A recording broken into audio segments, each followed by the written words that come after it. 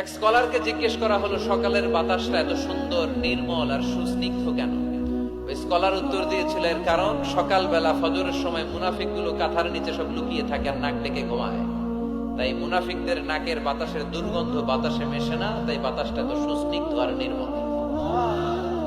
এজন্য সকালবেলা হচ্ছে আল্লাহ ওয়ালাদের আনাগোনা, আল্লাহর ওয়ালিদের আনাগোনা। মুনাফিকরা ওই টাইমে বেরোতে পারে না, ওরা থাকে কম্বলের নিচে, আছে না নাই? এজন্য জুমার দিনের প্রথম সুন্নাহ হচ্ছে ওই দিনের ফজর নামাজটা জামাতের সাথে পড়া যাবে, একটু চেষ্টা করা যাবে না? আচ্ছা, 2 নম্বর জুমার দিনের সুন্নাত হচ্ছে সিওয়াক, মেসওয়াক করা। আসেনি আপনাদের? মাতফারাতুন লিল ফাম মারদাতুন লির-রব। বিষ্ণু ইসলাম বললেন এটা দিয়ে জিহ্বা পরিষ্কার হয়, দাঁত পরিষ্কার হয় আর আল্লাহর সন্তুষ্টি অর্জিত হয়।